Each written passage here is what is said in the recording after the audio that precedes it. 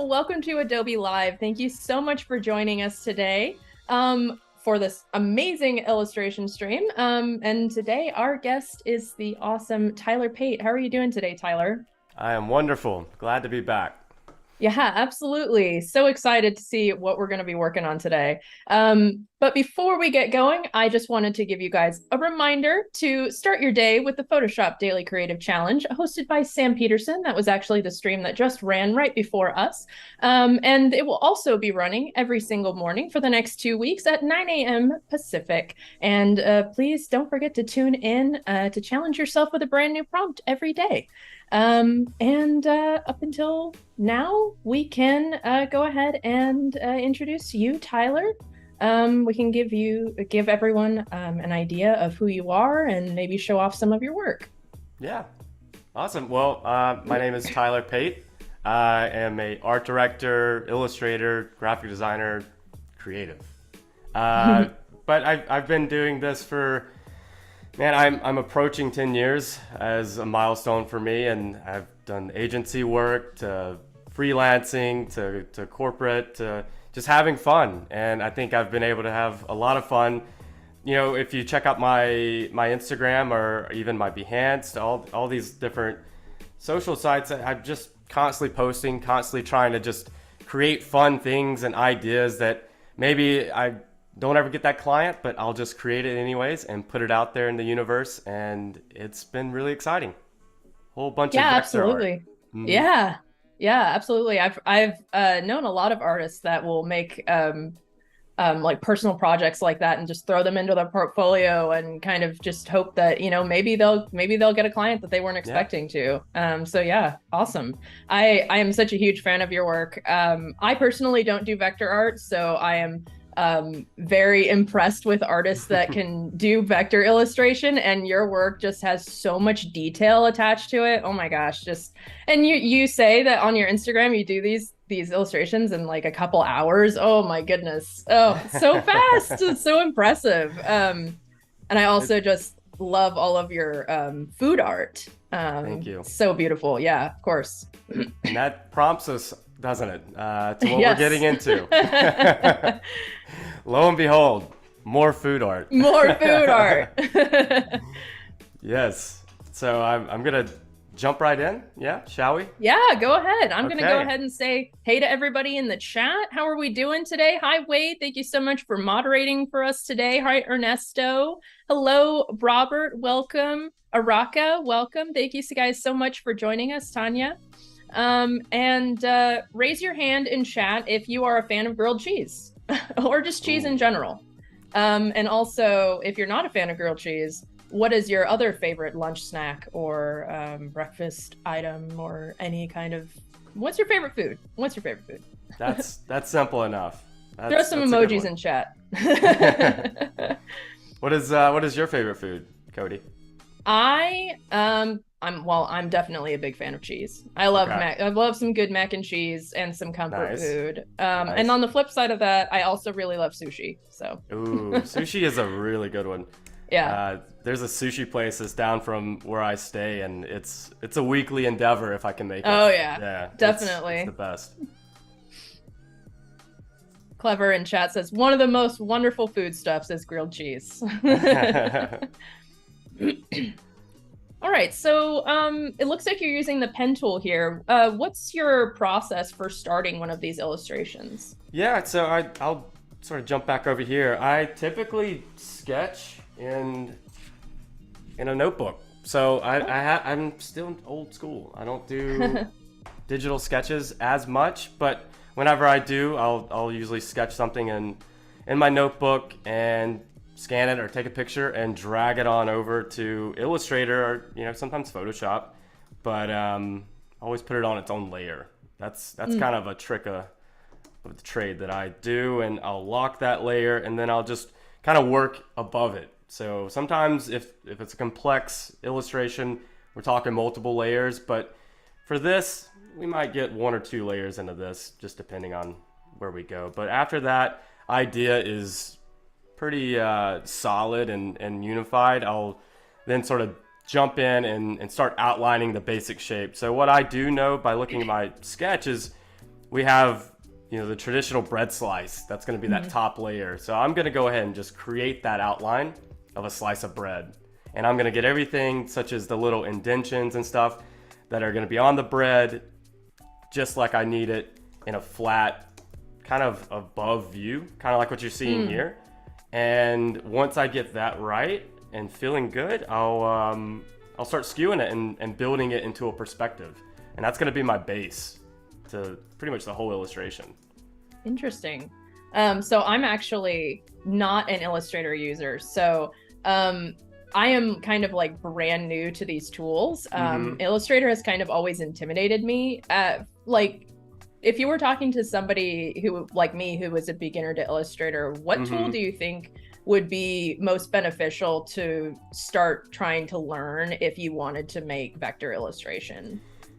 I think it's a preference for sure. I'm biased where I love the pen tool. And you'll see that's primarily what I'm going to use to build this, and it's pretty easy for me because I use a stylus and a Wacom, so I'm constantly like plotting little points, and I've gotten to be pretty quick with doing it.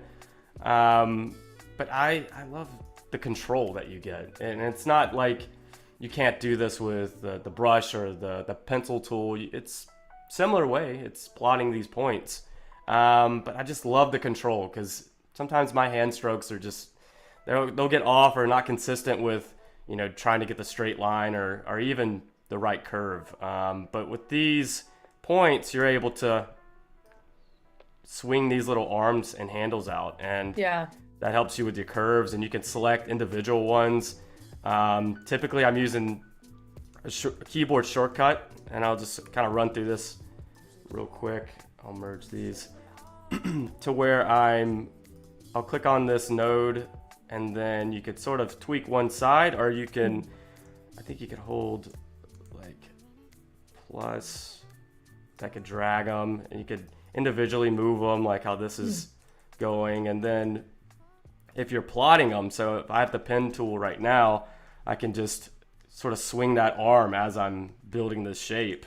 Oh yeah. Which is pretty helpful. And then even, let's say if I'm trying to make this to curve back or go sharp, like a sharp angle here, I can hold Option and it changes my cursor. You see how it changes it back to the curve tool or the angle tool? And then I can just drag and then change it dramatically. And you could do that on the fly so easily with your keyboard. So I'm constantly doing this type of stuff. And it's come in handy for illustrating. Especially doing something like this, because I'm gonna be working with basic shapes, and I wanted to pick something that it's working with our time frame, but also it's interesting and can be very fun to look at. I'm trying to make sure I don't know, what do you call that? Is that like the top of the loaf of the bread, that little curve? Yeah, like the overflow, I guess. What's the name of that? I don't know. All right, so I'm gonna offset this. This is how I'm gonna get the crust on the bread. Okay, so offset path. And you could do this with a stroke, or you could sometimes do it with a stroke and then outline that stroke, or you could just do it offset path, and I'll just kind of get it to where it looks. Instant crust. That works great. I know, and I'm just gonna use just rough colors. These aren't gonna be anything that we'll probably stick with, but just so that once we're starting to build these shapes, we start to see the differences. And like I said, the crust, the bread, even the different angles are going to bring in more colors, because we're talking about the left side, the right side, to the front. All those are going to come into play here really soon. So we'll go ahead and start making these types of shapes. It's like all the little unique pieces of bread. Ernesto in chat says, how will you be adding the pencil head eraser egg Easter egg for your branding on the grilled cheese sandwich, or are you going to maybe a pencil going through the bread? Ooh, it's always a good. Ernesto is the best. He's always thinking about those things, and it's exactly what creating these concepts have to do. So I'm probably gonna put a pencil through it. My sketch doesn't show that, so thanks for reminding me. Yeah. And also, if you guys are unfamiliar with Tyler's work, he will add in like just a number, like a number 2 pencil going through his artwork a lot of the time. Yeah, there's some things I like to put in there to add consistency to my work or make it sometimes just that last laugh. Yeah. I try not to take this too serious, especially if it's for fun. So I'll put a couple goofs in there for me to laugh at, and sometimes it might be gross, it might be a little hair, I don't know. This is food, but I've been known to do that. Ernesto gave us a name for the top of the bread. He said bread muffin top, which I guess could work. Bread, yeah, it's a bread muffin top. I mean, it's if the same thing. You put some pants on it if you want. There you go. There you go. Now we're talking. But yeah, that's kind of like the base shape there. And again, I'm trying to think ahead while I'm making this, because once I start putting that perspective to it, it's kind of hard to go back from there. So what I'm looking at, if I kind of talk you through it, is, so I'm looking at just this top shape here, which is going to be the top of the bread. So we got the crust, which is going to be what we have here. We have these little indentions in the bread. Those are going to be coming in handy once we start putting in perspective. And then all this stuff like the inside of the slice or the cheese, that's going to be something that we're going to build in perspective. But everything else is, I think that's probably about right. The only tricky thing with this, and I'm going to probably play around with some trial and error, is getting these angles, because we have a slice piece that's angled differently than the other. I put that on myself in a time crunch. For some reason, I don't know. Sometimes you just got to challenge yourself. If that's what you want to call it. Call it accidentally. Yeah, getting nervous is what I call it. I'm actually gonna add a stroke to this. This is like I was saying, it's one way to do that crust would be a stroke. And I'm doing this because I was like, I think it could be a little thicker. Rather than going through the process of offsetting the path again, I'll just add a stroke and then outline it. So it's just like a subtlety of size. Let's see, outline stroke. And now we have that shape back. Okay. I think this is probably going to be good for now. But what I will do is I would hold Option, and you see how the cursor changes a little bit? And if you drag, it's going to duplicate. So that's a good little trick right there with duplicating shapes. And one reason I'm duplicating this is I always like to have a spare in my back pocket. And this is the spare. In case I mess up this perspective, I can go back to the original always. So it's always nice to have this off to the side.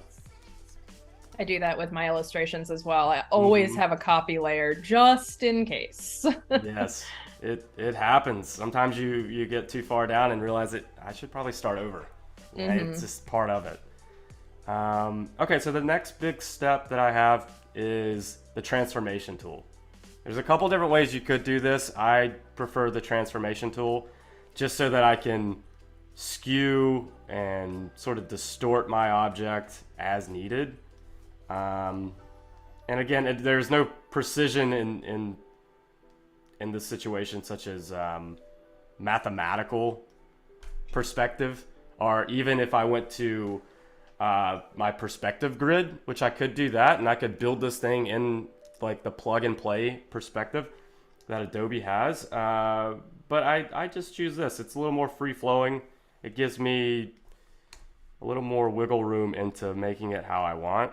And you see I'm sort of distorting this until I get my angle to look the way I want. So, again, wow, that's so easy. Makes perspective so much more approachable. It is, and once you wrap your head around perspective, and it's just consistent lines for the perspective that I go for. If you were to do like a vanishing point, then you're gonna have everything sort of go into like a, what would you call that? Like it's gonna have more depth to it, and all the lines are gonna go to a center vanishing point. My illustrations like this never do that. It's more so like what you would experience if you were building this in a 3D program, more than likely. But I don't have an expertise in 3D programming. I would love to commit to it, but I've just grown to love vector too much. Okay. Tanya in chat is asking, where do you find that transform tool in the menu? So it looks like this. If you see where my cursor's at, that's what it looks like. It's this little cursor with a box around it. Gotcha. But what I typically do, is like if I was building this, I will simply click on the E. E on your keyboard is the shortcut for Mac. So let's say if I was to start from scratch, press E, and it should pop up if you have your object selected. So that's the trick. Make sure you have an object selected, and then it'll pop up. So. Wade is asking, which graphic tablet are you using? I am using a Wacom Cintiq. So it's one with the screen on it. So I'm able to, so I'm looking at a screen here, and then I have an external monitor above my screen, just to give you some preference of how I arrange my work setup. But it's good. I've been using this for, man, a while, 2015. So how many years is that? 5, 6 years? 7 years? What time is it? I don't know. I don't know what year it is. I don't know. Okay, so I need to get into slicing this bread. So I think what I'm gonna do is go back to my trusty pen tool. I think I'm gonna go diagonally. That's how we slice bread, right? That was actually Ernesto's question here in chat. Do you slice your bread diagonally or not? Typically, obviously, in this illustration, it's diagonally, but... I mean, that's a funny question. I never think about it. I do always go diagonally, though. So is there a preference in the chat? I do diagonally if I do cut it. I feel like it tastes better when it's cut diagonally. I don't know what it is. You think so? Maybe it's like a nostalgic thing. You ever think about that? It's a very childlike thing, isn't it? Maybe. I don't know. It's like I was raised to cut diagonally. I don't know. What's happening? All right, so I'm trying to figure out. All right, there's my little dots. I was wondering what happened to my little imperfections. Sometimes whenever you're using the pathfinder tool, which is what I just did to cut it diagonally, it'll rearrange your layers. So some things might get shifted to be underneath and sometimes over. All right, so I think it's grouping too. Okay, we're gonna grab these. We have a slice now. So here's going to be the tricky part that may or may not work. So if I ever think that, always duplicate. Now we need to distort this one just a little bit more. But I'm also being mindful of the object not getting too wonky and weird, because it could get skewed in a way that doesn't really fit the perspective I'm trying to go for. And again, I know it seems like a lot of what I'm doing is kind of eyeing it up. I mean, if this was something that needed to look exactly like the sketch, maybe it's better just to draw this with a pen tool. But since it's a little more loose and it's our concept and we're just having fun, I'm just gonna sort of build my own perspective here. Get it close to it. Try to think about what that looks like in reality. Like if I was to slice this and put it to the side, how does that look in perspective to the piece that's still here? And making sure it doesn't get too small. Sometimes whenever you're transforming it like this, it shrinks the object. Let's see. Well, that's close. If we want to be sticklers about it, I guess we could just overlay it completely. And we could also do this. This is another trick. If you double click on your sketch layer, you can turn that into a template. which dims that image and everything there. Uh-oh, get out of here. And then that allows us to see through our layers a little bit, which is always helpful. Oh, that's cool. Yeah. This always comes in handy when you have very complex illustrations and you still need that reference layer. And you could do that for images, such as I could have an actual image of a grilled cheese there and it'll dim that image. It's not just because it's an actual sketch, which is really nice. Okay, I think that's good enough for the perspective. So what I'm gonna do is I'm gonna drag this off to the side so I can see it in comparison to the sketch. And this is what's the easiest part. I'm gonna select the entire thing, Command C, and then Command F. And what that just did was that copied and pasted into place. So there's a duplicate right there.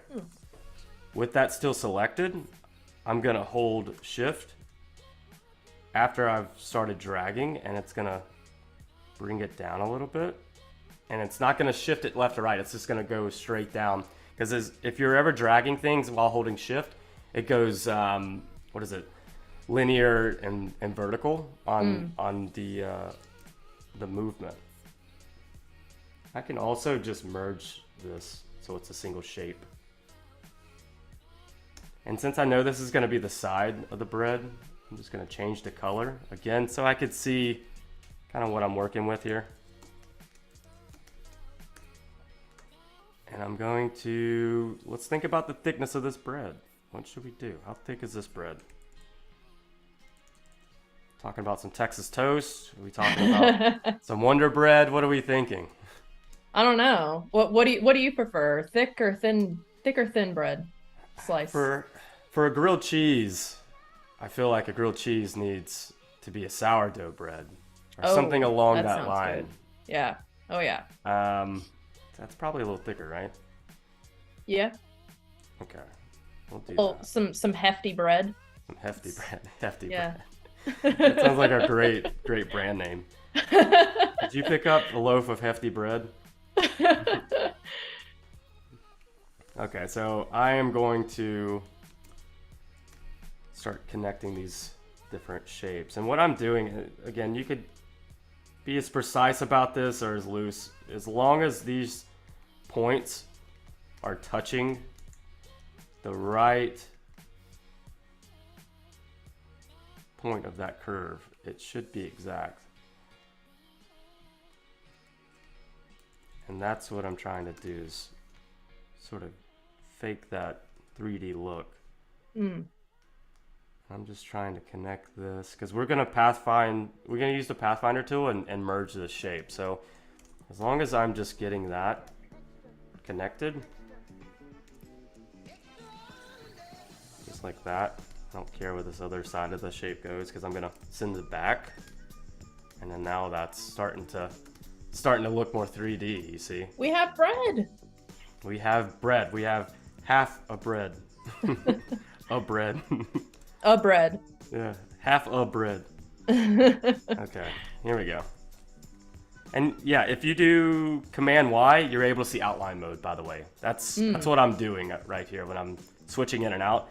And that's allowing me to see all these different vector shapes that sometimes overlap. And also it helps to see the exact point of that shape. Because I'm just trying to connect these dots, essentially. Right. It kind of helps you to just only see the paths without the shapes getting in the way. Yep. Because sometimes, I'll show you with this one. Let's say, yeah, so if I went straight down to like each of these points, if I went from this point to this point, you would sometimes think, all right, well that connects it. But since there's a curve that goes adjacent from it, like that, we have to account for that. So what we have to do for that is this point's not going to go on that edge. It's actually going to fall into that curve so that it's a seamless transition. So you see, There's always a point where it overlaps. And you kind of have to find that.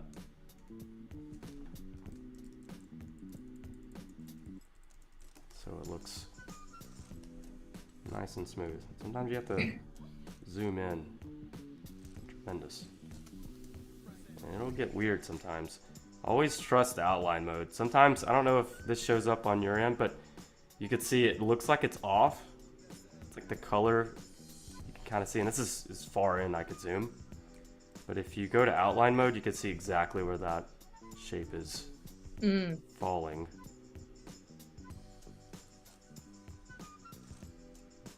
About right there, I think. Are you kind of just like eyeballing it, or are you actually using those numbers that are on the cursor there? I am, it's a little of both. What I'm doing is it's like I'm using my smart guides that are snapping it to the closest point. So if you turn your smart guides on, that's sometimes whenever you see like that little, it can, what is going on? That, yeah, it sort of helps you get close to the shape you're trying to.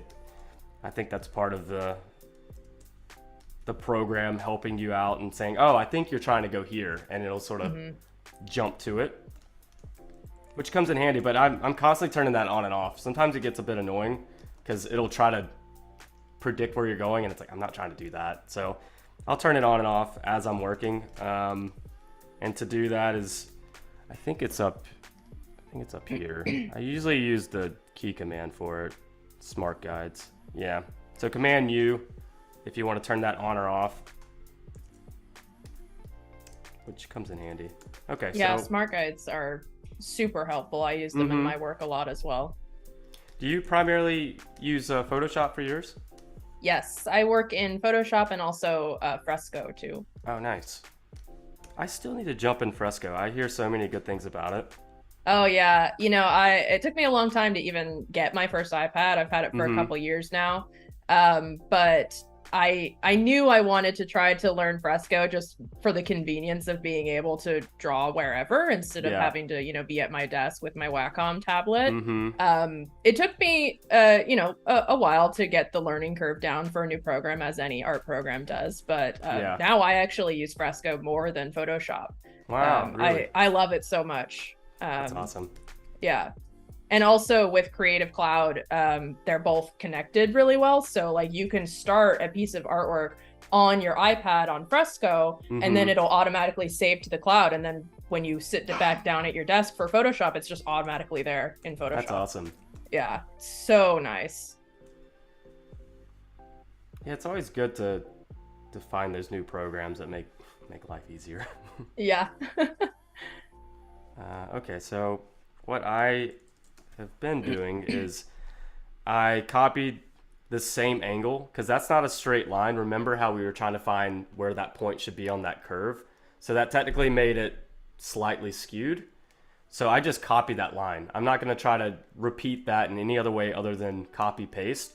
So I copied the line, and I'm trying to match it up right here on the point of the white portion of the bread.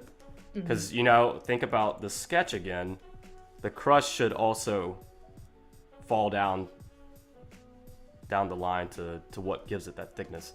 These are terms we're gonna make up here. The inside of the bread, I guess. the bread crustiness. Yes. the forward facing piece of the crust. Yes. All the terminology of bread that I don't know. Okay, so I've done the same here, and I'm going to use the merge tool, or shape builder tool. Let me see if I can find it in here so I can, show everyone where I'm pulling.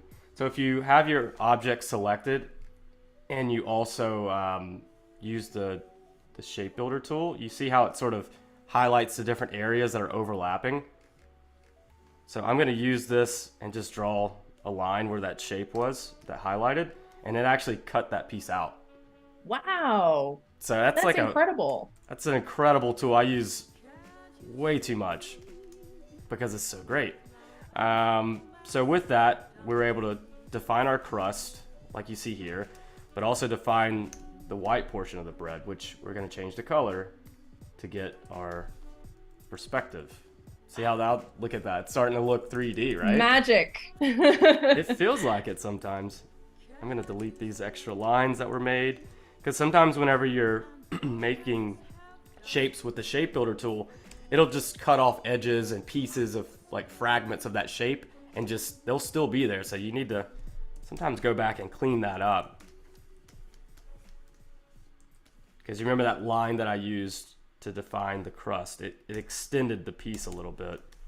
So there should be a little portion of it on both sides. Also just noticed something too. We can't have that angle. Let's see what we could do to fix that. That's on the curve.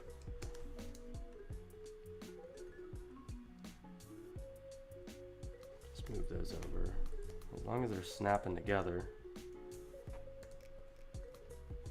That sometimes happens whenever you're starting to distort things with the transformation tool. That's probably gonna bother me later. But let's just keep going. We're on a time crunch. Let's see, what can we do next? We could start playing with these.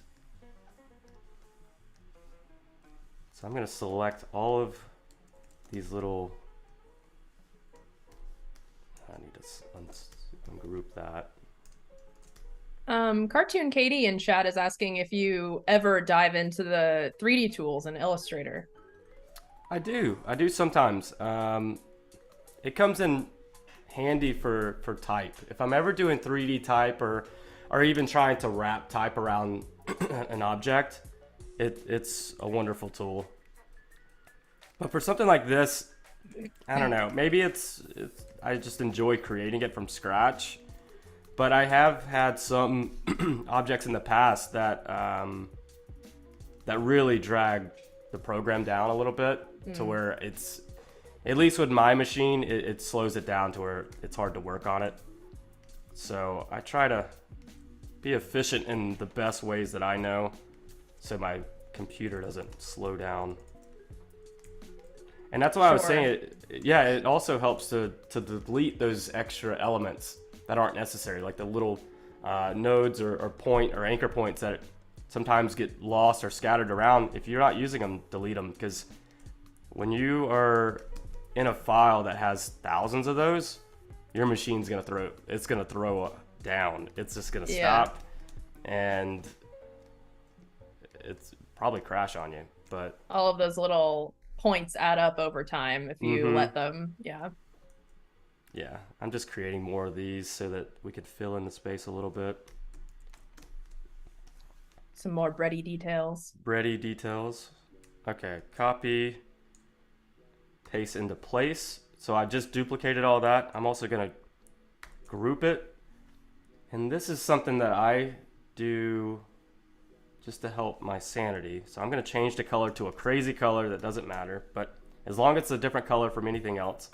And I'm just going to press down on my cursor or my keyboard. And I want to know, you could probably guess what I'm trying to pull off here. Creating some perspective, right? Yep. So this doesn't have to be too accurate, because again, I'm thinking about this material and it's bread. So those are usually so random and imperfect. So I'm not too concerned with getting those exact, because it's going to have the same illusion to it. Okay, so that's what I've done with that. I'm going to select everything again, go to my Pathfinder, and click divide. So I just cut into those objects just to show you. That's what happened, right? Oh. So what I'm going to do now is I'm going to select the lighter piece, which you see that it's throughout the whole design. While that's selected, I'm going to go to select, same, fill color. And now it just selected all of those same shapes and colors. I'm going to do command copy. So now that's in my clipboard. And this is, follow along with this one. So I'm going to now not click off of anything, do Command Z, Z, Z, all the way back to the original. Sometimes I could just delete that. I just don't need that pink color that I had. And then before I do anything, Command F. So now it pasted that object that we just created right on top of the original. And it's a different color. Or it's the same color now. So what I'm gonna do is, yeah. Oh, wow. So that hopefully you're able to follow along on that. I know it seems probably complicated and overdone in some areas, but it's just a way that I found that it keeps me efficient, but also gets the object I'm creating in the exact spot that I need it. And as long as you sort of be aware of what's in your clipboard, and then when you're moving around and going back and forth with Command Z, you could just paste it into place. I've noticed just watching this workflow that you use a lot of keyboard shortcuts. I'm sure that helps your workflow go so fast. I was just mentioning at the beginning of the stream that you do these illustrations, in a couple of hours time. So, I should really get into using some more keyboard shortcuts because, man, I'm sure it can save a lot of time. Yeah, it's a game changer. And again, it really depends on what you do for fun or for a profession. Since I'm working heavily in Illustrator, Photoshop, and InDesign, and sometimes After Effects, it's just such a game changer to have the keyboard shortcuts. Which that's honestly the pros and cons of an iPad. I know you could have a keyboard, but maybe somebody in the chat knows better than I would, but I don't know if it's the same. I know the programs aren't as powerful, but there's pros and cons to everything. Yeah, I haven't actually used any of the other iPad programs like Photoshop or Illustrator on the iPad, but I have gotten used to the hand gestures, the nice. touch gestures for Fresco, which helps a lot. And again, since this was my first iPad, it took me quite a while to get used to doing that because I'm so used to using my Express keys on my Wacom tablet and also keyboard shortcuts. So there was a learning curve, but again, and now it's muscle memory. So yeah, works out great. I'm trying to figure out if I should probably have had a reference to bread. Is there usually like a difference in the height of the white bread to the crust? No, I don't believe so. All right. I think because it's a knife slicing straight down. You're right. On the loaf, so it's going to be one single plane. Okay, so I'm just adding some more of these little imperfections on this different side of the bread. And this is what really comes into play with color. That perspective really happens when you start adding color and showing different hues or highlights of that color palette that you've defined. It really brings it together nicely.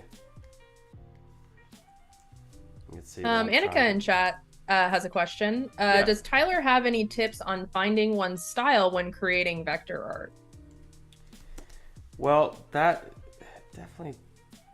is definitely different for everyone. Because I still think with my style, it's evolving. I don't think I ever got to a point where it's like, all right, this is unique completely. It's changing. I have interest in other styles, so I don't want to limit myself too much, but I definitely explore different things. I might find an artist or some designs that's like, oh, that is such a cool style. Like, I wonder how they did that. So I'll just start exploring, creating things and like experimenting with what I think they might be doing and maybe put my spin on what I think I would do with that style. And then before you know it, you do that over a couple years or tries of illustrating, you will develop your own path that you're going to approach every time. And I guess that's how you define your style. But I've heard different stories. That's why I hesitate on the right way of doing it. And I think it works differently for everyone. But for me, that's what I've done. I'm curious to how things are made. And if it's a cool style, especially with working for an agency or freelancing, sometimes you have to you have to get the style the client wants. So it's not always about the style that I want to do or the style that I'm most known for. It's just what comes with the trade. Yeah, definitely. I would absolutely agree with your opinion on that. I, a lot of the time, will describe personal style as just basically a culmination of all of these teeny tiny little decisions that the artist makes on a personal level, and also just how you solve critical thinking problems. Artwork is a lot of critical thinking solving. Like it's almost like a puzzle.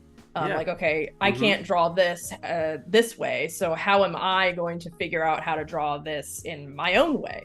100%. So it's like you said, like that's basically how I found my style is, you know, I would admire all different kinds of styles, and I would say, oh, I love how this person drew this rock, for instance, and I would try to recreate that in my own way. And sometimes it doesn't work out, and sometimes it does. And, you know, some days I have, you know, epiphany moments where I'm like, oh, I finally get it. I know how I'm going to draw rocks now, for instance. You know, and so it's kind of just like trial and error. And it also just takes an extended period of time of experimenting over and over again too. It does. And I don't know. I debate and reflect a lot about, you know, my path and, you know, how I got to where I am or where I want to be as an illustrator. And sometimes it's just realizing that it's patience and consistency. And there's times where it's like, oh, I just want to be here with my artwork. I just want to be to this level, and that style needs to be mastered. And it doesn't work that way. You have to be patient, and it's so funny because once you start seeing yourself get there, it's like, oh, I see what everyone that was older than me or more advanced than me meant by saying just keep practicing, keep working on it, and it takes a lot of time, and I'm sure you know that too with your illustrations. Oh yeah, definitely.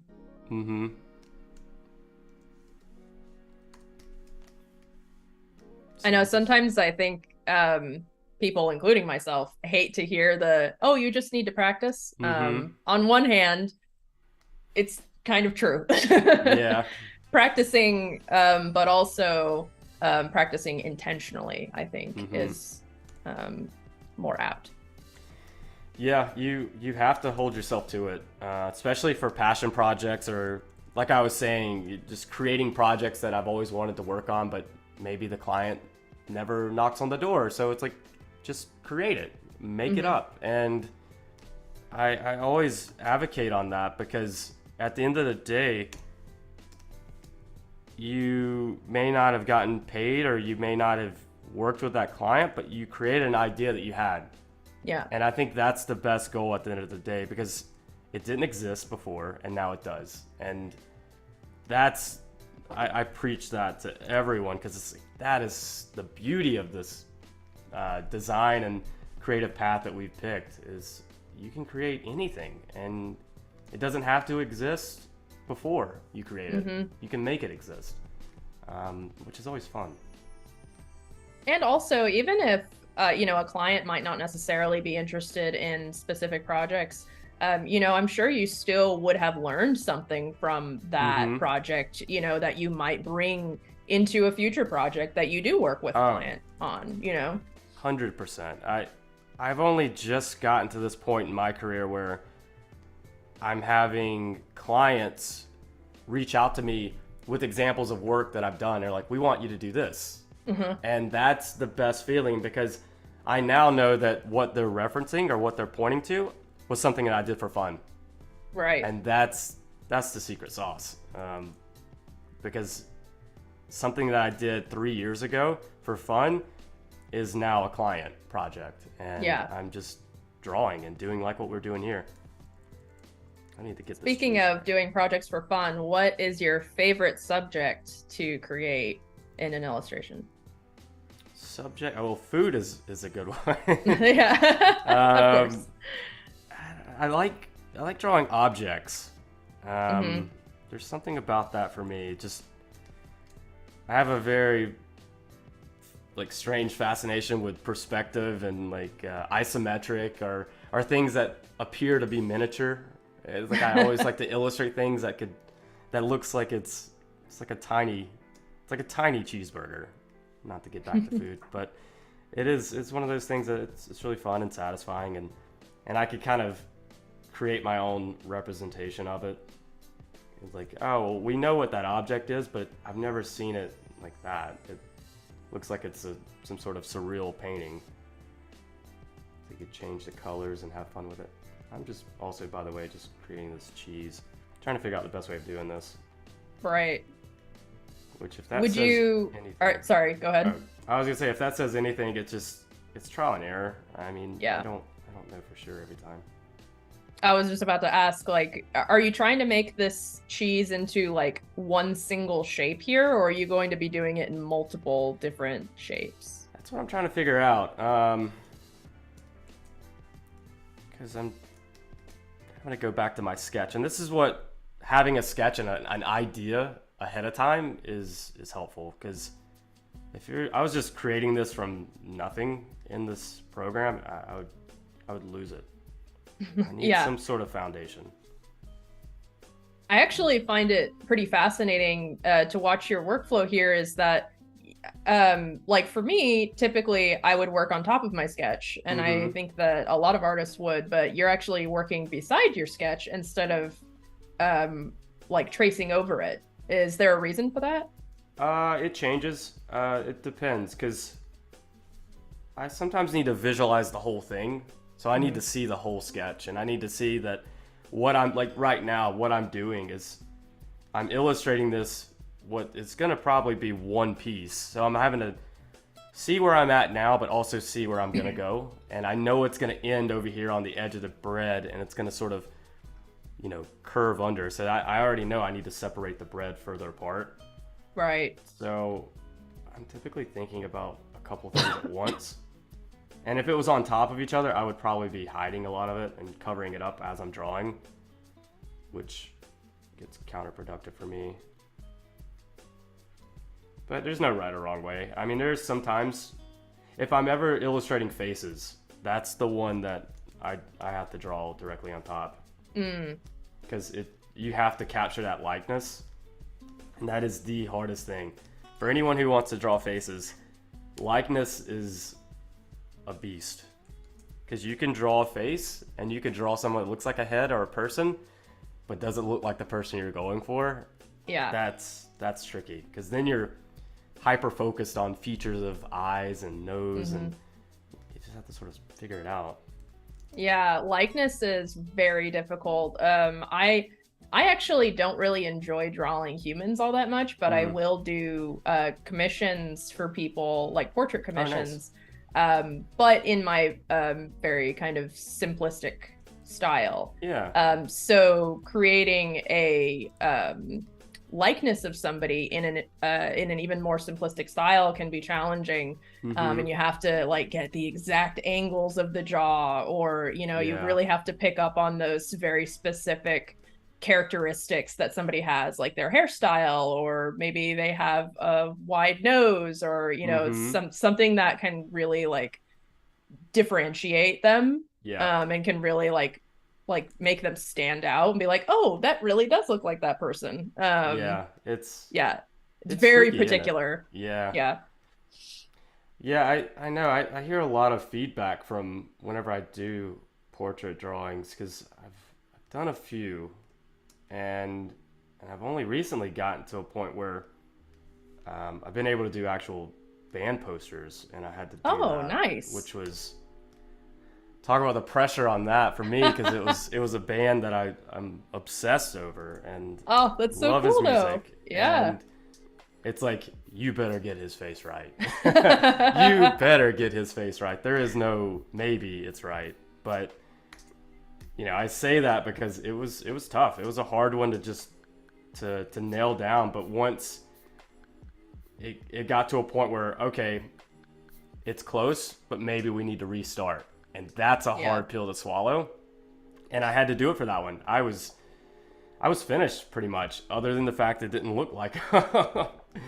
So I doubled back and redrew it, spent the extra time, and I got it. I was able to get it nailed down, and it helps to honestly do what we're doing right now. Talk to other designers and artists. Like, take a look. Does it look right? How does it?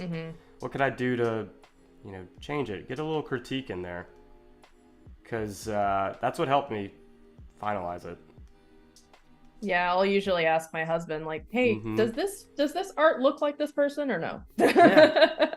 You know what's so brilliant about that, and I don't know your situation, but it doesn't even have to be an artist. It doesn't even have to be a designer. It doesn't look like someone, and yeah, exactly. you can get that from anyone. I mean, I do that all the time with friends, family, and it comes in handy. I'm just trying to add some shapes here. Do you have a subject that you don't necessarily enjoy doing for like personal artwork? Subject. Name some. What you mean? Just any, like you said, you really love drawing objects. Is there something that you don't like drawing? I don't know if there's necessarily like a real strong disagreement of liking drawing, but I do notice that I gravitate, if it's just for me, for fun, on the side, I sometimes gravitate like almost a cartoon, surrealist look and vibe. So that could be something that's nostalgic, anything from, I don't know, Donkey Kong from a video game, or Mario. I definitely pull a lot of inspiration from those areas. I guess if it's for me, I probably wouldn't dabble in something that I'm not interested in. Right. If it's like a subject matter or a person that, I'm not like a fan of that band, I probably wouldn't be drawing them. But I'm typically bringing what I like into my art if it's for fun. Speaking of video games, I do really love your illustrations of the old game consoles. Those are pretty awesome. I love it. That's another one of those where I wanted to get better with perspective, so I just created a series, and that was one that was easy for me to do, because it's like I just love reminiscing about the old, or the first, like, what was your first Game Boy, or what was your first console, what was your first game in general. And it's like, well, some of these things I haven't thought about since I've, jumped into my career and drawing all the time. It's like, oh, I could double back and then reimagine it and draw it in my style, because I haven't done that yet. And that's kind of how that sort of came about. And then it was a game of, well, which one am I missing? It's like, which console is not there? And then I'm picking favorites. There's some that it's like, I didn't play that one. But it is fun. And the trend of that, and I'd like to hear what you think about your process, is, do you always pull from things that you see, or things that inspire you, or things from your past or childhood? Like, how do you pull your artworurt? Because mine's a mixture. Yeah, I would definitely say a big portion of my personal work is inspired by Winnie the Pooh is a really big inspiration for me since I was a kid. I also just really, really love gardening and farming. So a lot of those subjects are involved in my work. I tend to kind of have like a very like farm country-esque energy to my work. And I also just really love autumn. So I've always been really drawn to earth tones, like deep, rich earth tones. So I use that in my work a lot. So yeah, definitely highly influenced by my interests. Funny enough, I actually a big part of my life is video games, and I used to do a lot of video game artwork, but since I started creating my own characters, I haven't done a lot of fan art in recent years. Oh yeah. I kind of forget almost nowadays that I can do fan art. I haven't done fan art in so long. Yeah. It is. It is one of those that, you know, you can get easily caught up in what you're working on, or you know, depending on the project complexity, it's you might get a little burned out. I do sometimes, and it's like I take a break, and whenever I do get back into making stuff for fun, it's kind of useful for me to just go back into my sketchbook, and it's like, oh, I'm seeing these ideas or show references that I've sort of quickly sketched in my book, and I was like, oh, let's just make this. I think I'm ready to make something new. Okay, Yeah, absolutely. Trying to get this cheese is looking more cheesier by the minute. I know, I'm trying to get it to look right. I feel like it still looks a little off. How's the chat doing? Any questions in there? No questions, but we do have Alessandra in chat saying, I don't like drawing hands or feet. Hands are hard. Yes, hands are hard.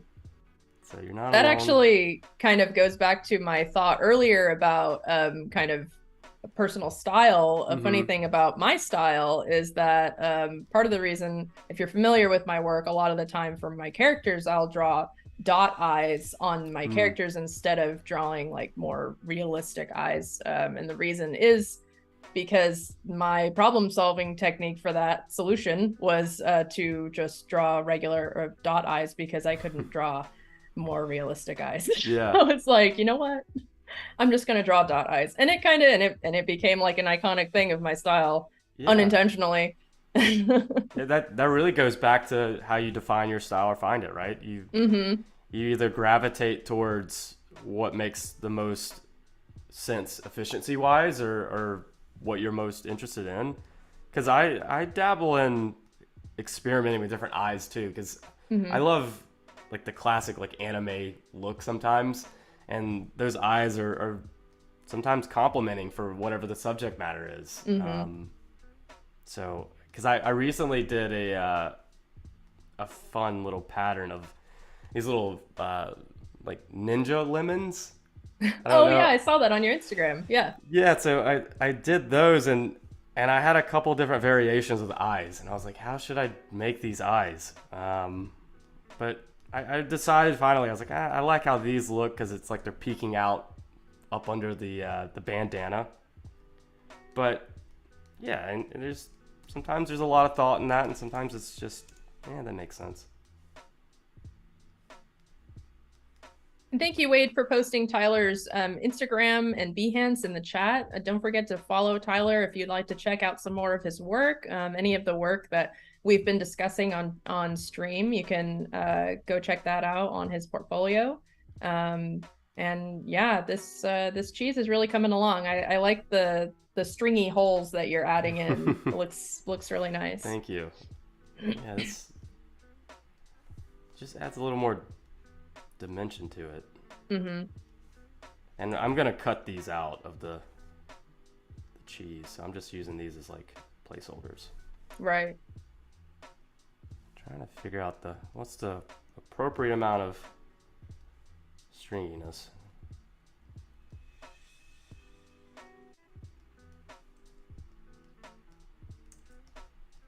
How do you come up with your color palettes? What are your favorite colors? Do you tend to lean more towards warm tones or cool tones, or what's your thought process there? Definitely warmer tones. I love exploring like tans and creams and off whites. That's kind of my go-to, especially if I'm doing artwork for myself, and I typically do that under the creative pane.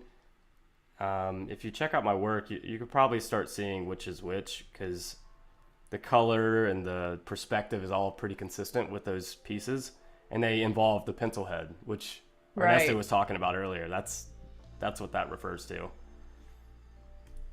Because I have some branding and little elements that are consistent to that little pencil head guy that I made. Okay. I think that should be good enough to start cutting this cheese. So what are you using to cut out these holes here? I'm gonna use the Pathfinder tool. Okay. So I'm gonna group all of those areas, make sure my cheese is all together because I think I might need to make this the same. Yeah. Okay, so the cheese is now one whole piece. Okay, so I'm gonna select my cheese, and then I'm gonna select the holes. And like what we did earlier with slicing the bread diagonally, I'm just gonna click on divide.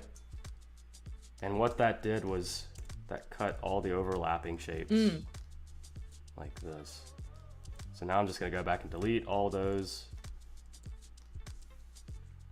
And the ones, like this seems like it's still there, like the shape is still there. It's just because I'm on the background. Right. And then let's make sure this is above. So what I'm going to actually do is I'm gonna move the sketch off to the side. Go ahead and lock that layer, and I'm gonna bring this over so we can start seeing what this looks like on a background. Because that's another thing that can really change the mood. And the colors, you know, I'm pretty loose about the colors at the beginning because I just need to find out what makes the most sense so I don't get this confused with what layer's what. I typically go for tans. Maybe an off-white. Something like that. I'm gonna lock that layer. Actually, let's put that on an actual layer. Not lock the shape. Put that there. Let's just label that BKG. Lock it. Okay, so what are we missing now? This needs to be above. I think we could probably bring the bread down a little bit. Squish that bread onto that cheese. Squish it. What am I doing? Something's funky. I think this is a duplicated piece. There we go. Yeah, let's smush it. Yeah, I must have duplicated this at one point. I have 4 pieces of bread on this thing. Too much bread. Too much bread. Okay, unless you want a double decker. I know that. I don't know if that's a good move. Is that? Could you imagine 4 layers of bread and cheese? Would it be? I think I'd rather just have 2 separate grilled cheese sandwiches rather than a double decker. That's a lot of bread and cheese. I'm just gonna do these little floating shapes. Maybe one little. It's like this thing's getting ripped apart. I've always felt like adding those little bits like crumbs and just like you're adding like little bits of like flinging cheese just makes it look so delectable when it comes to food. Like there's something about the like just little bits of extra, and it doesn't seem like it would add a lot, but it does, and it kind of fills up the white space too. It totally does, and it gives it its own little world, right? Yeah. You start building that environment to where it lives in like a different reality. All right, I'm gonna maybe see if this works. I'm gonna start making the highlights on the cheese. Okay. So this might not be the best way. I'm just gonna see real quick. Sometimes I'll see if it makes sense to offset the path because this can sometimes get messy. And then I'm gonna move that shape that I just created up. And I'm gonna make it a little lighter. Oh wow, yeah. Added some dimension there. Yeah, and it's pretty simple to do, you know. And look at that. I mean, that's a huge improvement there. Yeah. And after doing that, I'm going to start adding those shadows and stuff like that. So to do that, I need to. There's 2 approaches. I could do it the way that makes the most sense, which is this is a straight line. Let's just make a straight line shadow. Or we could think a little more about the material. It's cheese, it's bread. That's a little imperfect, right? So maybe we just freehand this shadow to show that it's sort of like oozing in different ways. We all love some oozing cheese. like the classic, like Ninja Turtle pizza cheese. Yeah, exactly. The best. It's just super like falling down like 3 feet. Yeah. Okay. So that's gonna be a shadow. Let's put the bread on top of that. That looks great. Yeah, it's starting to come together. And then we, adjust as needed. Maybe this hole right here wasn't the best one. So I might delete that one. Robin chat says watching streams makes losing weight pretty tough. I want me a grilled cheese right now. Clever in chat says Tyler's making this look so easy. I could maybe do this in 5 or 10 times the amount of time he's worked. Well, this is a gluten-free, vegan, everything, 0 calorie grilled cheese. It's the healthy grilled cheese. That is 100% vector. Let's see, what else are we missing? We could build that pencil. We can do a pencil real quick. This should be pretty easy to just reference. Let's see that, copy, and then place. Sorry, I'm just gonna do this quick. Sure. Going back to the color palette question, actually, when you are making your color palettes, do you try to limit your palette or do you use any color? Like, for instance, are you trying to make the pencil the same yellow as the cheese, or is that not something in your thought process when you're working? Yeah, it's definitely something I think about. I debate back and forth. I always try to limit the color palette to the essential colors. I've always felt that simple is always sometimes better. Because if you complicate it with all these different shades and shadows, sometimes it could be too much, and you realize that, oh, well, this shade's so similar to this one, why not just use that one? And right. You can't tell the difference. So yeah, it's kind of an efficiency thing. Efficiency, yeah. But it sometimes changes. I don't make that a hard rule, but what do in here? Let's see.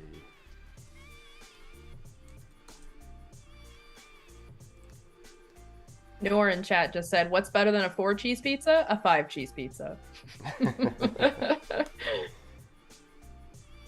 Yeah, that seems to be the hint that's happening here. I haven't illustrated a pizza. That's gonna be something down the road. Ooh, sure. A pizza. That would be fun.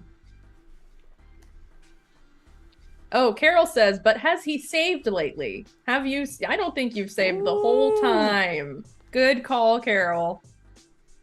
That's a bad designer. That's what I am. That could have been bad there. Good call.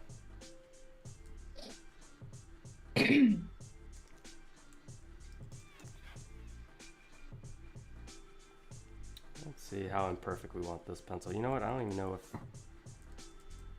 Okay, yeah, that would. I was wondering, it's like, would this even show up? And it's like, we want it to probably go all the way through it, right? So we would see the lead and the pencil on the underside. Right.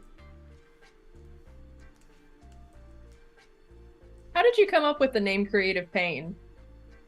It came about when I was thinking about the creative process, and whenever I was first started out, I always realized that it was a cycle. I don't want to say a vicious cycle, but it was one of those where, burnout is a real thing, and you don't always have the ideas or the answers for what clients need, but what it comes down to is just working at it and just grinding and like making sure that you have a set of things that are goals that you're trying to accomplish, and it's like you just got to focus on that and not get too caught up in the, well, it doesn't look like this, or I don't know what the uncertainty is. And that back and forth led me to realizing that more and more artists that I talk to deal with it in similar ways, meaning like they don't have the answers time as they get a brief or time as the client comes knocking. They have to sit there and work at it and figure that stuff out. That's what makes it a professional a professional. It's just there's a process to it, and realizing that sometimes it could be a grind and a pain. And I was like, oh, like there's a system here. It's like, but it's all fun at the end of the day. It's like that aha moment of you're just gonna keep working and working, and it's like there's a point where if you keep just going after it, you're gonna have that breakthrough. And that breakthrough is either you now have logos to present, you now have an idea to present, or you know how to create something in a new style that you've never created. And that was sort of the beauty that I found in it. It's like accept the pain, accept the creative process, accept the unknown, and it will be all right if you just stick to it. So sort of denounce the negativity with pain. It's embrace it. Yeah, I really like that. And as an artist, I can absolutely relate to that. I think you got the nail on the head right there. Yeah, it's like a lot of us deal with it, and I get that question a lot sometimes of, do you ever have burnout? And it's like, yeah. Absolutely. Once a year at least. Yeah. It's just, how do you deal with it? There's different ways, and I definitely will dial back the amount of work that I'm creating for fun whenever I'm having that.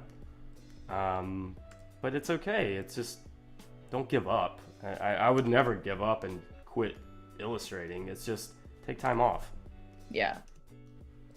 Yeah, I definitely go through phases of just not creating art at all, like personal art. And I'm one of those artists that like if I'm having art block or burnout, I have to completely step away and just give myself a break. And then I eventually come back and it's all good again. And sometimes when I get back from a break, I'll even have like epiphany moments that I was struggling with things before because I was trying so hard that caused the burnout. I give myself a break, I come back, and I immediately I get it now.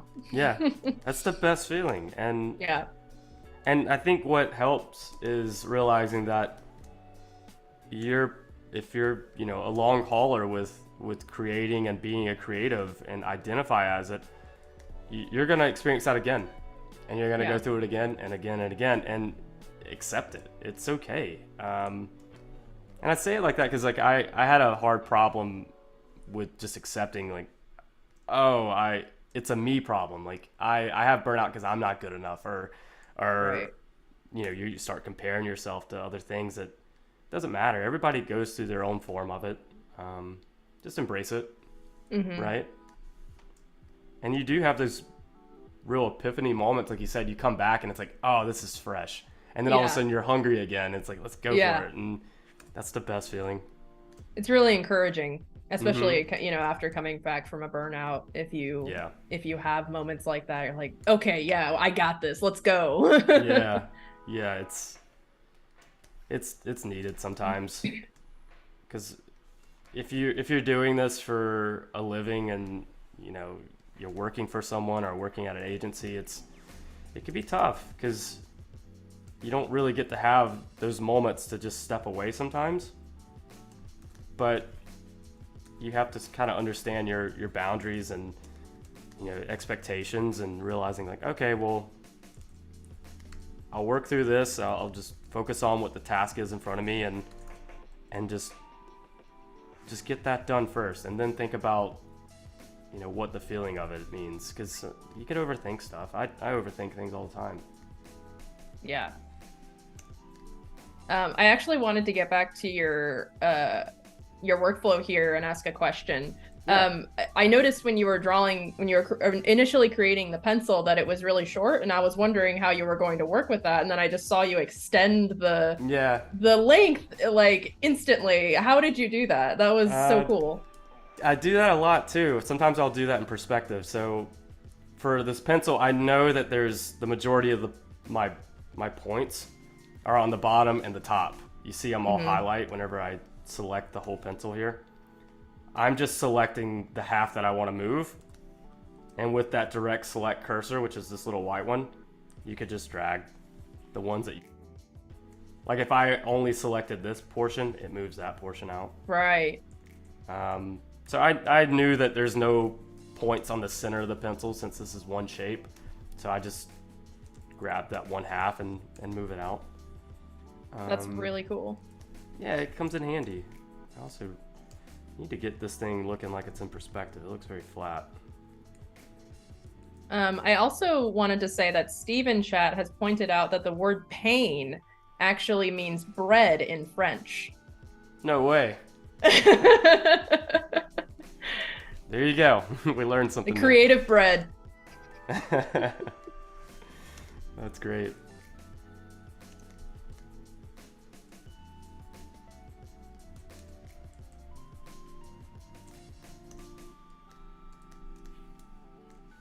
Colby, definitely need to rewatch this stream from the beginning later. I'm late. Oh, yes, absolutely. If you guys would like to rewatch this stream at any point, you can do so here on Behance, and you can also rewatch any of our live streams on the Creative Cloud YouTube as well.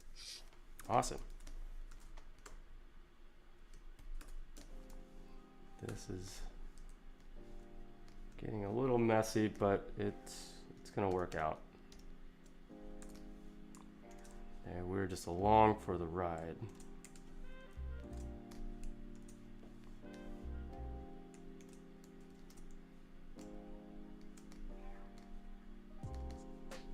So I'm just trying to, not to get derailed from the cheese. We need to get back to the cheese. Yeah. We have to add the pencil though. I mean, the pencil is essential. It's a good idea. You can't turn down a good idea. Absolutely.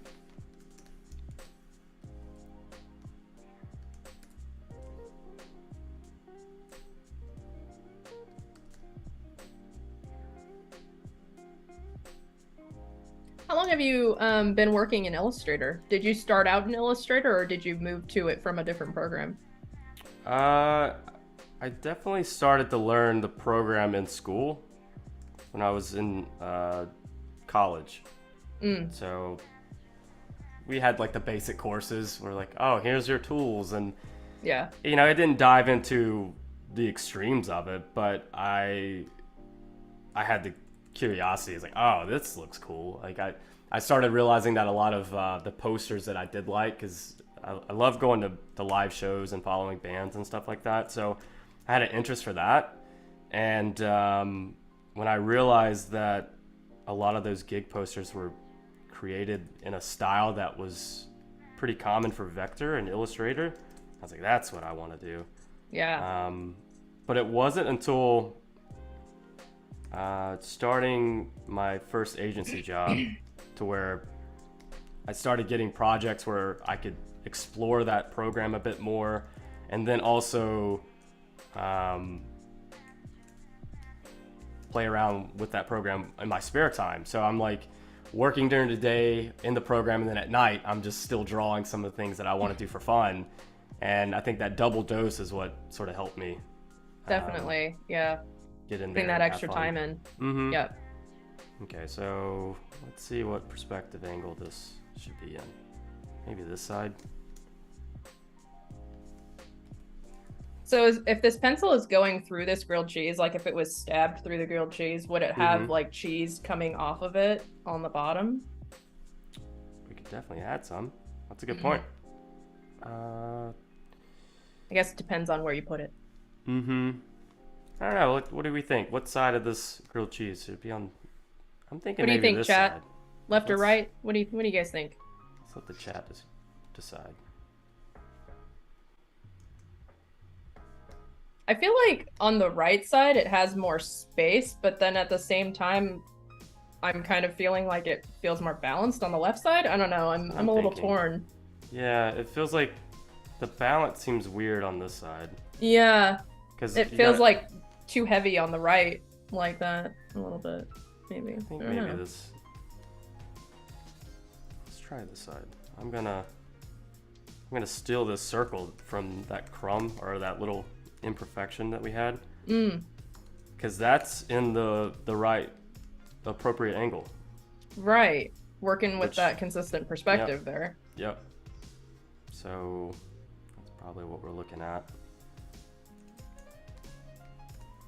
and making sure that I'm stretching and resizing this while holding shift so it's keeping it proportionate. Everyone in chat is saying left, so. Left? Okay. Yeah. Left it is. All right, let's just quickly put this. Right. Duplicate this pencil because we could also mess up. Okay. We're gonna cut the pencil. I'm gonna group it. Do this. Hang on, let's think about this. I think this is the right angle. Oops.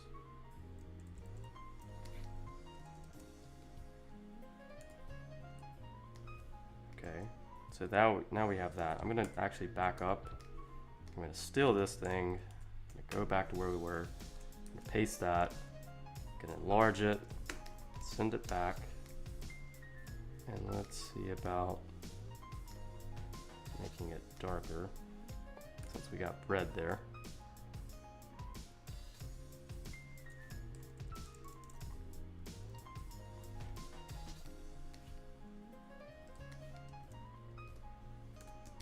And then I'm gonna take this pencil.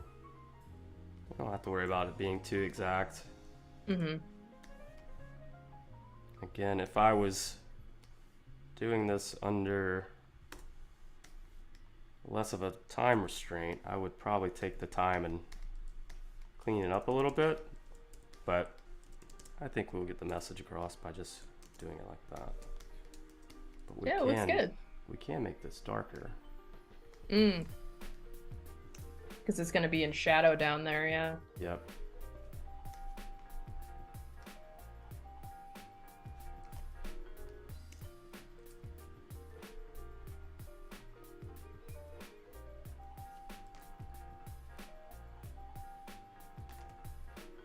Yeah, it's a different approach, but I think it works. We can jump in there. So let's make sure, what are we missing? We're missing this little squiggly thing around it. That's like a good thing. I'm gonna do this quick with just freehand. There's a couple ways we could do this. I'm gonna actually show you both if this works and we have time.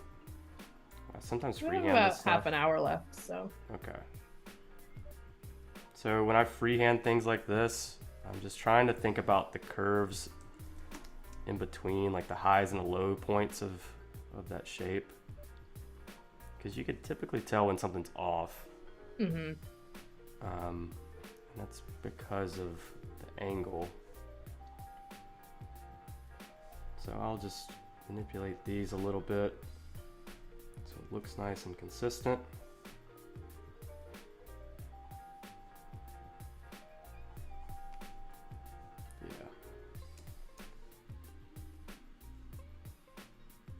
And this is going to be that little glow that's in the sketch. It's like the holy grail of grilled cheeses.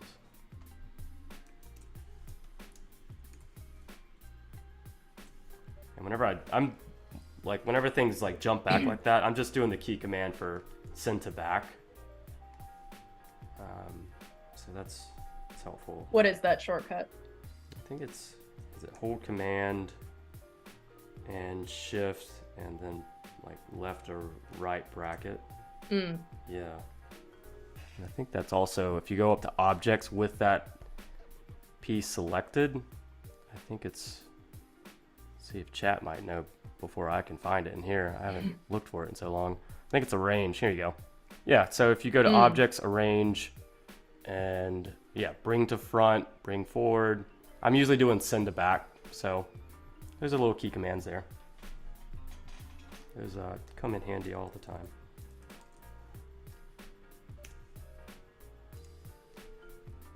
Let's see if we can, what the right glow should be.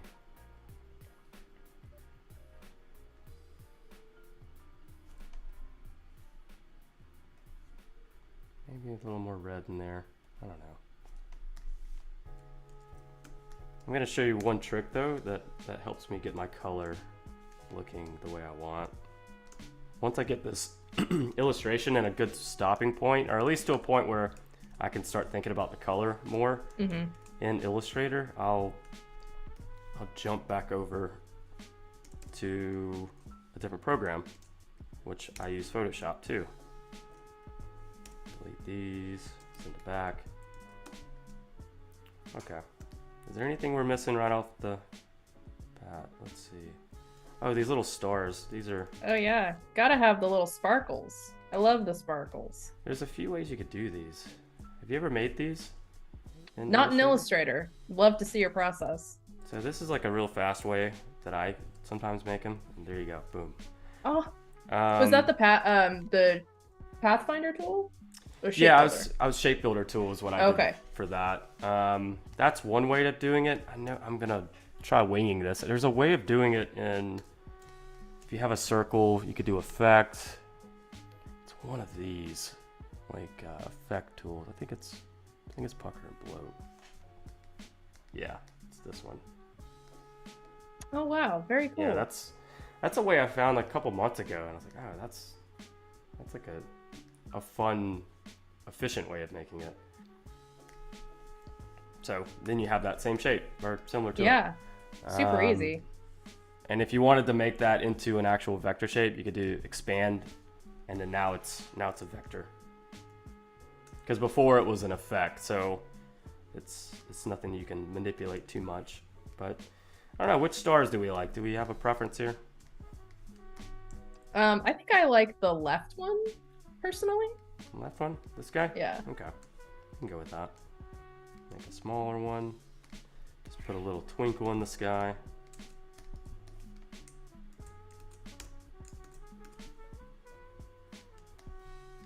Katie said, okay, that is a really fun way to make a sparkle. Just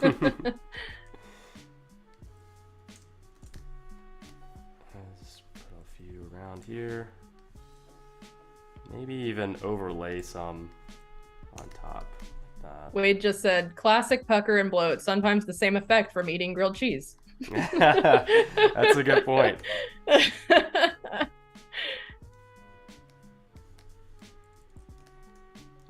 so first thing that I notice right now is it could use another highlight on the cheese. You could do a highlight on the edge here.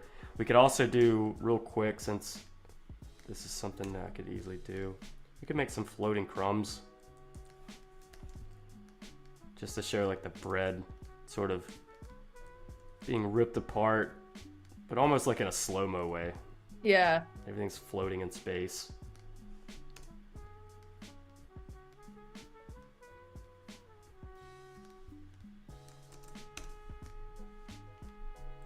Let's see, where's the dark?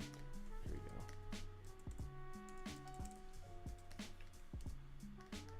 I'm just doing Zero this gravity really grilled cheese. fast. Yeah, this is a space cheese. Space grilled cheese.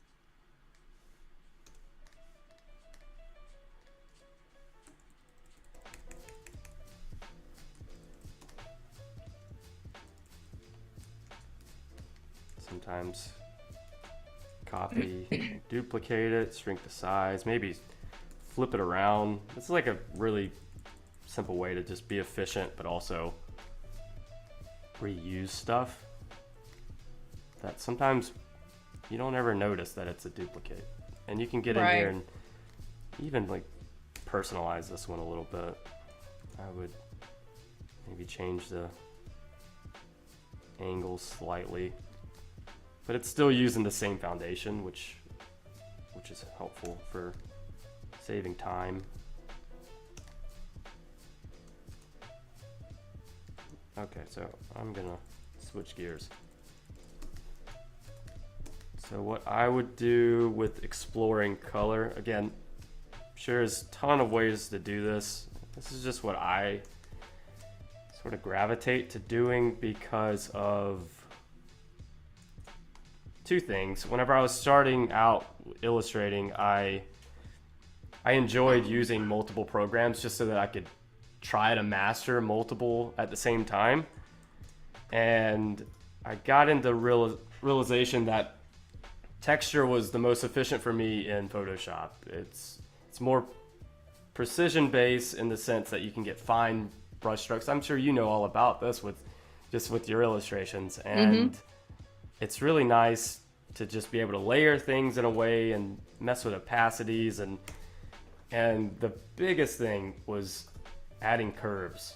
So I can now start to explore what my illustration looks like after, I put a layer mask on that. Hang on. Delete layer mask. I could start exploring what changing some of these elements. What is going on with this thing? Should start seeing it visually. Yeah, okay. So I can start tweaking the colors slightly. It's giving me a preview of what I could do. And it kind of helps me unify what works, what doesn't. Maybe let's get the green and just add so much more contrast, which looks nice.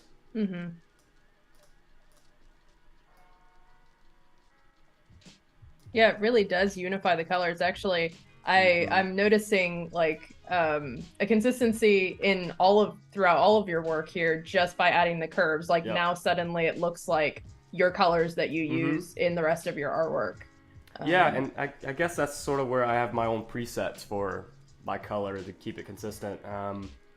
And maybe that helps, define your own style. It's color. Sometimes it's just color. And then adding texture and noise. I even switch it up and I'll do some of these other adjustment layers, like vibrance is an easy one, because you could either figure out if you want to go more saturated or less. Typically vibrance is a nice one. I love a gradient too. Let's see. Let's try a gradient map. Sometimes I'll get color ideas from doing these. Where did you find that menu there? The gradient editor is it's just up here. If you have your adjustments layer open, like this little panel, it is, I'll start again. It's this guy, gradient map. Okay. So if you click on that, it's gonna have a preset. Sometimes defaults to black and white, but there are some other presets that you could explore. These are like the ones Adobe gives you. But I typically keep it to 2, so I'll delete the middle color, and I'll just adjust these 2 milestones. Let's see. Gotta figure out which side's the darkest. This is gonna have to be our darkest. And then this could be our lightest, which I like to go tan, yellows. Give you a whole different vibe. Yeah. Which sometimes it's, again, I'm just doing this for finding a fun color. Oh, that's nice. Yeah, that's really a really nice. Fun one. Loses our golden cheese, but that's a fun alternative. Sometimes if that happens, I'll literally just I'll duplicate that layer and I'll save it. I'm not labeling all my layers. I typically do, just for time. So that's a fun color palette. So I'll pull that one to the side. Maybe do something with that later, but I'll keep exploring this. And if you double click on that layer, you get this gradient map that brings you back to where we were. So maybe if this was like a golden color. That's still fun. Yeah.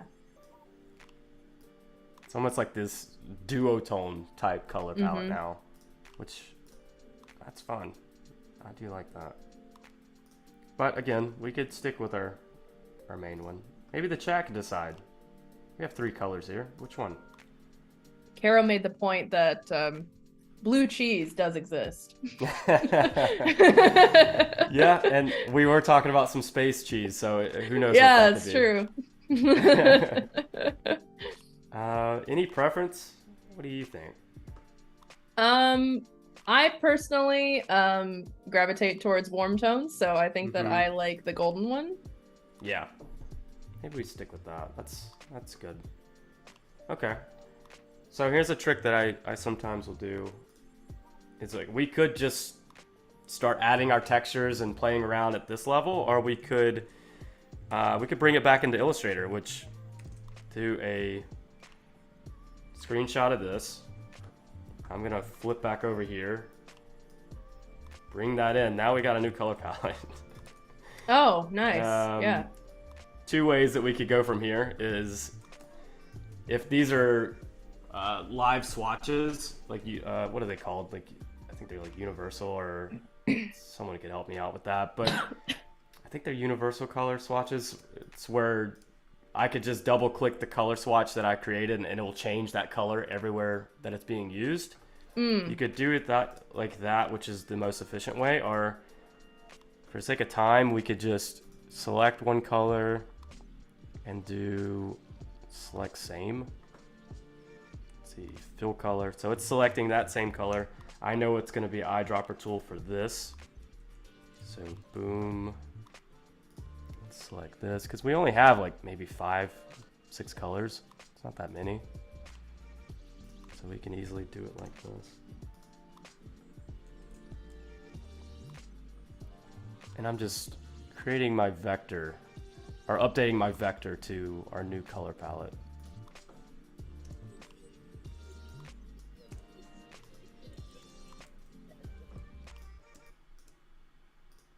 Just quickly,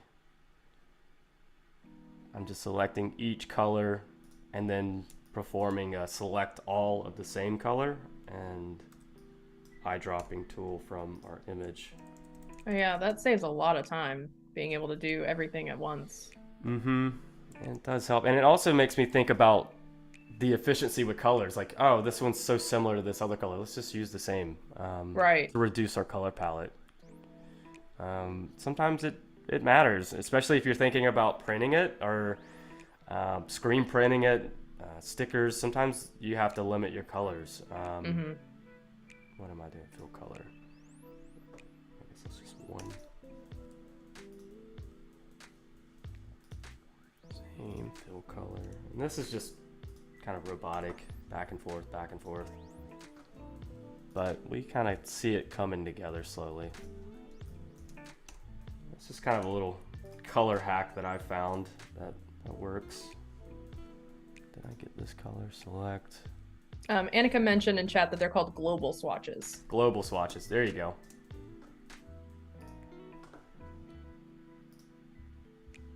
Colby in chat asks, is there a way to make recolor artwork help with this part? Do you use recolor artwork at all? No. What is that? Something new. From my limited knowledge of Illustrator, I believe it's a way to, I'm not exactly sure how to find it in Illustrator, but it's a way to actually just like completely change your whole color palette. And nice. Like it edits just like your color themes, like you can choose different color themes and stuff like that. Yeah, it's probably completely eliminate what I just did and make it more It might, efficient. yeah. Maybe you should look into it for your workflow. For sure.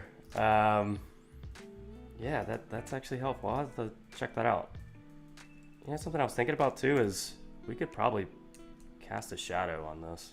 Let's see what makes most sense. There's a shadow here. So would that mean that this needs to go away from it? I think so. Does that make sense? What do you think? I think that makes sense. Like it would be like that, right? Yeah. Because this would have to be... Yeah, because if this inside of the sandwich is a shadow, then the light's on kind of, here. Okay. So I'm just gonna just sort of put that there.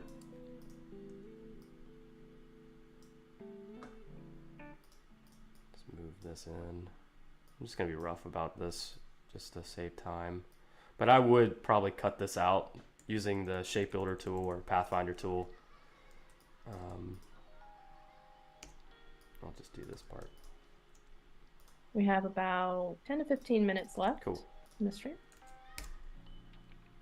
I think we might get pretty close. Nice. I think we're definitely got it come together. Yeah. Are we missing anything? It's coming together and also pulling apart at the same time. Yes, it is. You know what we could do? We could start adding some highlights and stuff. Let's I'm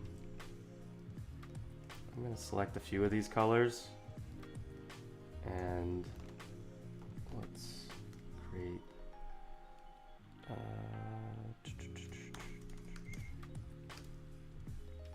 so that we can reference that,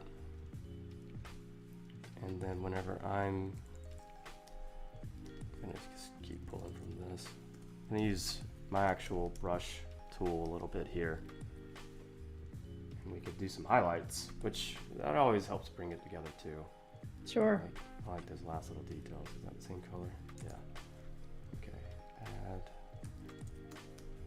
Okay, so let's see. Now you see how complex this thing has gotten. Yeah. We're right here.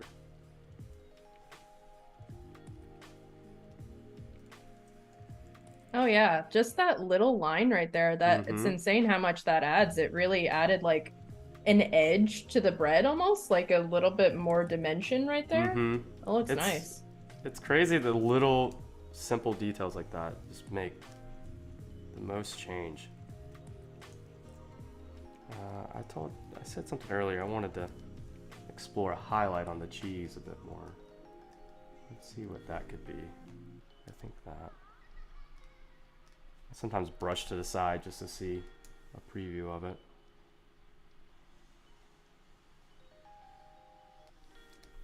There we go. Ooh, some shiny cheese. Yeah.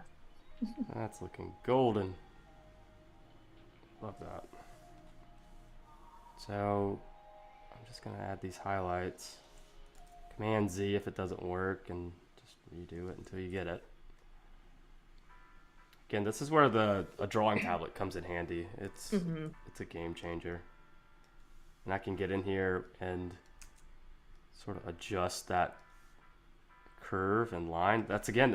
So this is essentially what you can make with the pen tool. That's why I love the pen tool so much. Because I got familiar with the pen tool first, and then once I dived into brushes, I was able to see that it's just a stroke. Right. And you use the same tools to distort and rearrange the angles, which it's kind of like you're learning a few different things at once before you realize it. And it's like, that's helpful. Because once you think you're mastering something, it's like, oh, well, try using that in a different format. It's like, oh, brush tool.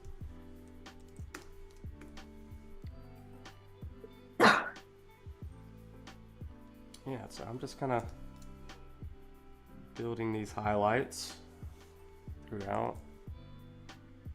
These little details make the most, especially if we got into texture. Yeah. We could really bring this out. It's just, the color is a real key here. It really makes it pop. And it's so fun. This is the fun part for me.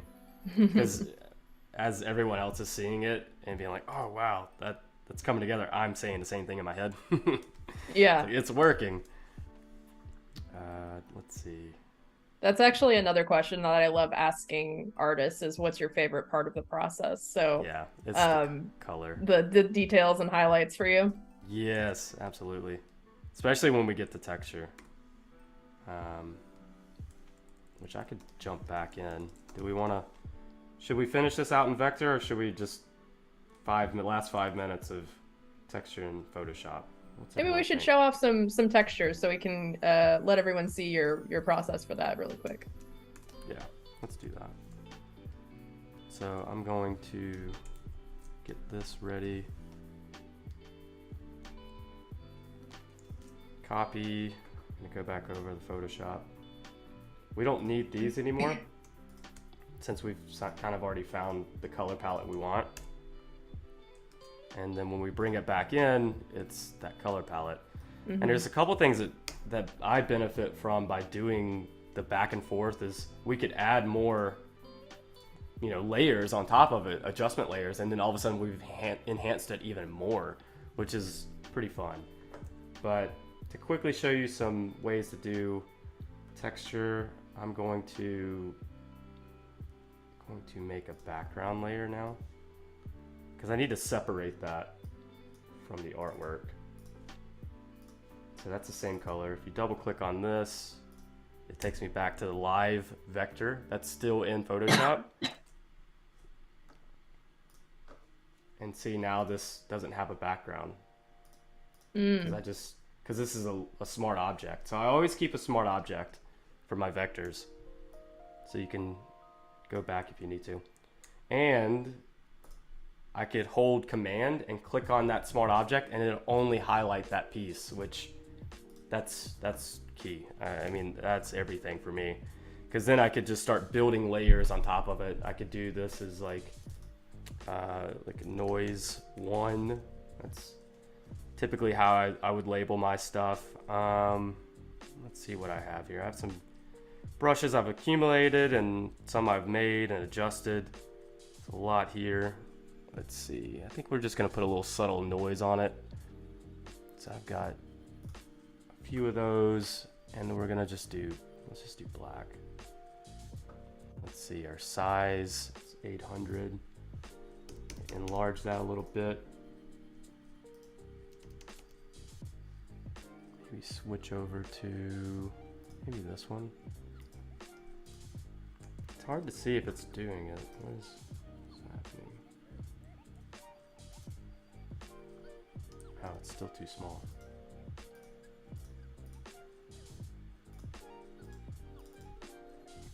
Yeah, it's because I have this, the resolution of this file is, I think, 200 dpi. So it's just a smaller brush, but it's adding it. It's just hard for us to see it on the screen.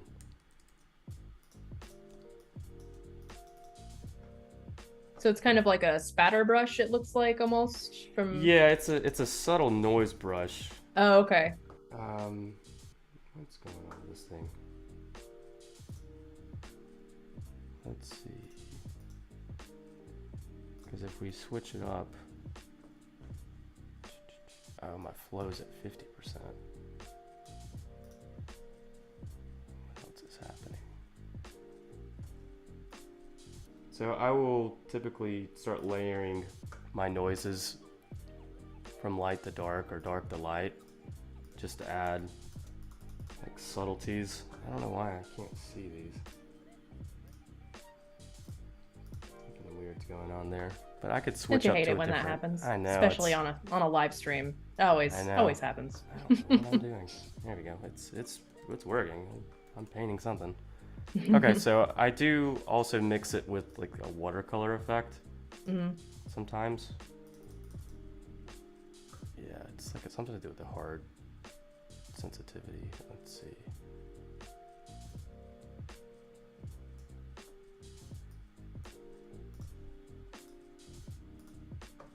And then I'll play with the adjustment layer. So I'll do like a soft overlay and sort of decrease the opacity.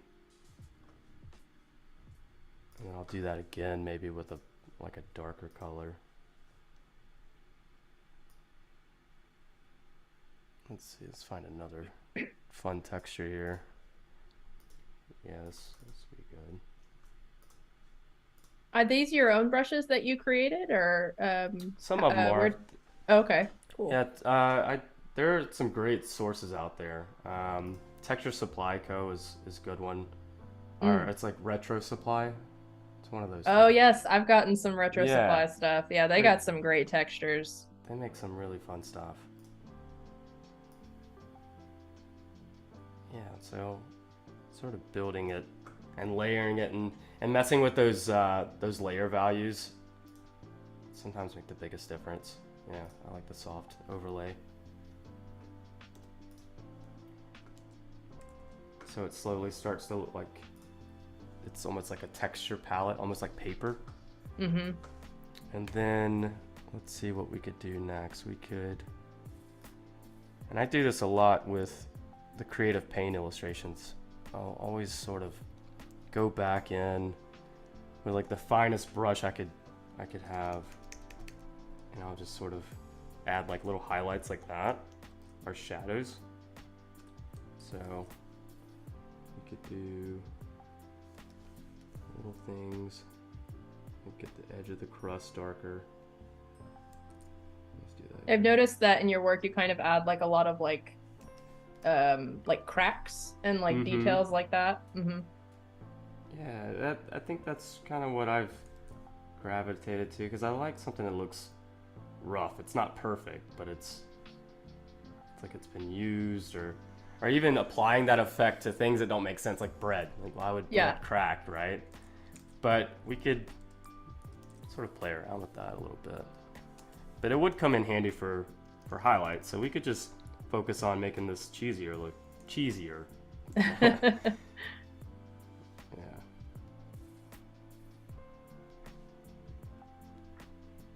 Yeah, the dot highlights add a lot too. Mm-hmm. Kind of gives like a wet texture. Yeah, it does. I like that. And it adds like a almost a feather that you don't Yeah. typically get in Illustrator, which is very nice.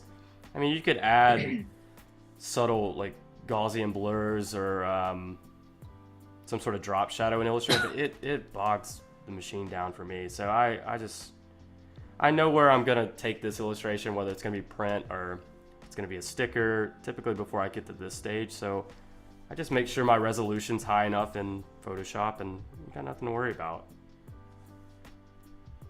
But yeah, let's add these little highlights. And it just makes such a difference. Mm-hmm. It's so wild.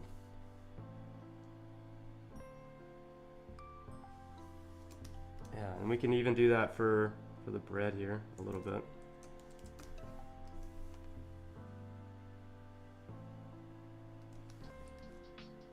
I'll just be a little rough about this. Just make it imperfect. Yeah. I think it's cool. Just a little Yeah, bit that of key looks lining. great. Yeah. Add some of those little dots over here. I'm sure some sticklers will say, well, the light source isn't over there.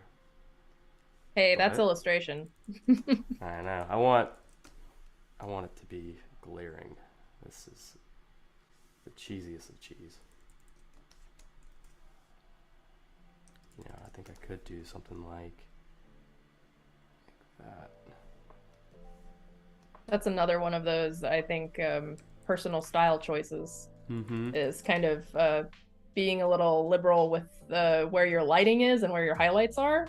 Yeah. Maybe it's not necessarily perfectly realistic, but Yeah, it still works for an illustration. for sure. And make it your own. Let's see what else. I'm thinking. I'm gonna tint this texture again.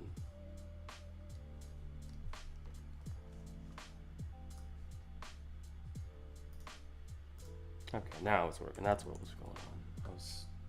I had the wrong brush setting down here selected while changing the brush setting.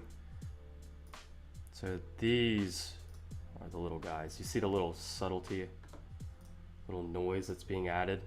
Mm-hmm. These little guys. Oh yeah, Those are the moneymaker. noise is so nice. It adds a very vintage look. Mm-hmm.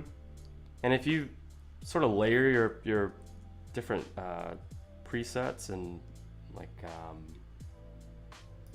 all of these different like color modes that you could add to it, it brings a whole different look to it. Like even right now I'm adding these textures on top. It's like, oh, that doesn't look good, but I know I'm gonna add a preset to that, which is gonna make it blend, because those different blend modes are really what enhances it. So I'll go to here and then let's say soft light maybe. That just made it disappear completely, so I want to see it a little bit. Maybe let's do it hard light and then adjust the opacity. Yeah. And for final touch, let's get back in here and see what we could bring out color-wise. Yeah, so we just got like a couple more minutes. We might actually need to start signing off here pretty soon, but I mean, you basically finished it. I mean, awesome job, because you were worried that you weren't going to finish it. I mean, perfect timing. It's Props to you. Yeah, it turned out good. It's definitely Yeah. definitely enjoy the help and suggestions because sometimes in these processes you sort of forget different things Mm-hmm. and like the highlights. I mean, I'm looking at it right now and just to sum it up, it's like these little highlights here, here just make such a difference. Some other things I would add with more time is like think about the shadow that's being cast on the bottom loaf of the bread from the cheese, Right. right? Or even the shadow that might get cast on the pencil because maybe there's a shadow on the bottom half, or maybe there's a different shadow over here underneath the cheese on the bread. This could have a shadow underneath. Yeah, we could just add more and more, and sometimes your time is the end mark, Yeah, or absolutely. you can add a little Well, here. thank you all so much for watching today. And don't forget to follow Tyler on Behance and Instagram. And also stick around up right after this. We have the Daily Creative Challenge for Illustrator with Codi. And then after that, we actually have another Codi stream for how to, and she's actually going to be teaching you guys how to create a menu. So we're going to be having more food streams after this. So we got a Cloddy marathon after this. So looking forward to that. Thank you all so much for watching, and we will see you right up next on the Daily Creative Challenge. Bye, Thank guys. you.